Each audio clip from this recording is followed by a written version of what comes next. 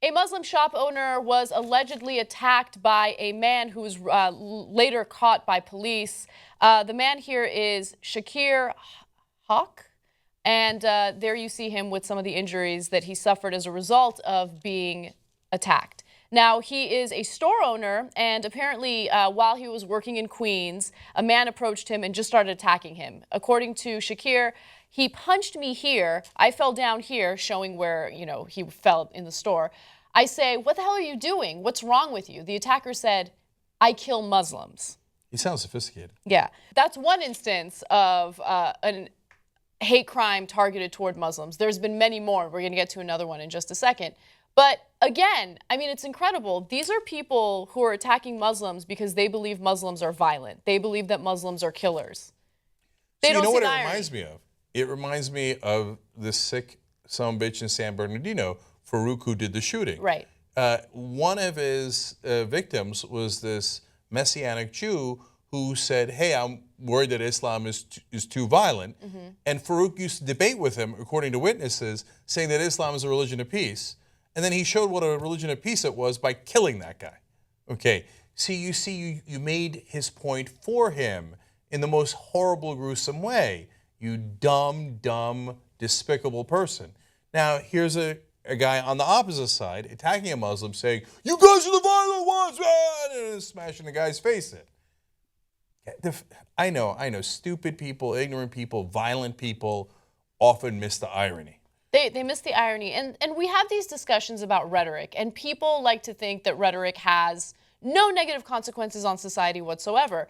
But the negative rhetoric, the defamatory rhetoric that's aimed toward Muslims right now is leading to an uptick of violent crimes against very peaceful, moderate Muslims that want nothing to do with Islamic extremists at all, right? So let me give you some other examples. So 2 Muslim women at a cafe in Austin were facing racial attacks after the staff and customers were dealing with a racist person, a bigoted person who was attacking them. Customers, staff at the restaurant didn't do anything about it. They just let it happen. Another instance involved a 6th grade student in New York who was called ISIS by the boys in her class. She was also punched and had her hijab ripped off. Okay? These are kids, okay? They don't have the same minds as adults who can make rational decisions and kind of focus on nuance. To be honest, there aren't a lot of adults right now that are focusing on nuance when it comes to these issues either. But when you have that kind of violent rhetoric and you give it a pass, well then people who might not be in the right state of mind, including children, will carry out these acts of violence. And they're going to bully kids who have absolutely nothing to do with Islamic extremism.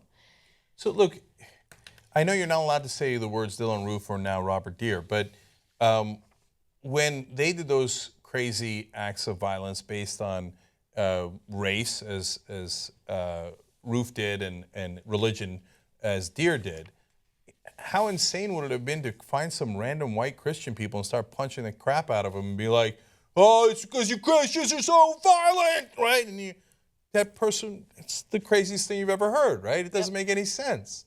But yet, for some people, including 38% of Republican voters who are supporting Donald Trump, they think, yeah, that random Muslim guy who did that, no, all Muslims are guilty for that. They find that perfectly reasonable. If you flipped it on them and said white people are Christian people, they would be furious. Can you imagine how irrational it would be if I came on this show and I said something along the lines of, because of all these mass shootings that have happened in America's history, there's some percentage of young white men that are going to carry out these mass shootings. Therefore, we should do A, B, and C. No, it's ridiculous. You can't make generalizations about an entire group of people based on what some extremists do, right? What some crazy people do. It just doesn't make any sense. Oh, I know, white young males don't all have the exact same ideology or religious doctrine. Doesn't matter. I mean, you can make the same case about any other group of people. It's just so stupid. And so the final story. By the way, before you get to the final story, one last thing. The group of people who are most likely to do any violent action, everybody knows it, is young males, period, right, of any race. So would it be all right for women to go and attack young males and be like, "You guys are so violent," and then start hitting them over the head? It'd be insane. It'd be insane to categorize all young males, even though there are a higher percentage of them than any other group by demographics by a million miles. But it's still insane, even though they have the highest percentage of any of those groups Yeah. to say all young males are guilty. That's crazy talk. But for some reason, when it comes to certain groups, Mexicans, Muslims, African Americans, oh, it's not crazy at all. That's their culture. You know how they are. That's the argument they make. Final story of a hate crime aimed at a Muslim family has to do with a family living in Texas. They have just purchased a home in one part of Texas, and apparently their home keeps being vandalized. People keep smashing in their windows. It's happened several times over the last 6 weeks. So this is the story that that actually bothered me the most. You'd think the poor guy getting beat up in his own store, you know, the young girl being attacked. I'll tell you why this one bothered me the most, because they came to Texas looking for a good life, looking for opportunity, looking to live the American dream. And they walk into a community and they're hopeful, and they get a brick through their window. And then here's I think the wife said here, more than damage, she said, it's not the window, it's the terrifying factor of it.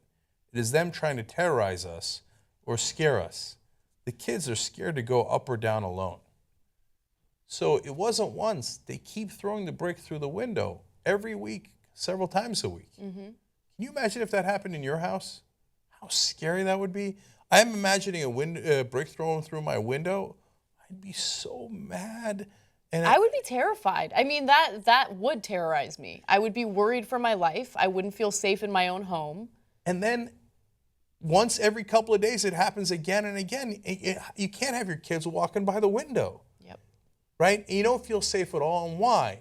Because you're in a group that is disfavored. Did those kids, did the parents do anything wrong? No. They're Muslims, and that was enough. That was enough. And of course, the great irony here is you're all terrorists, so we're going to terrorize you. Mm-hmm. And what do terrorists do? They target innocent people. I guess in that sense, we, in a collective sense of America, have become what we despise.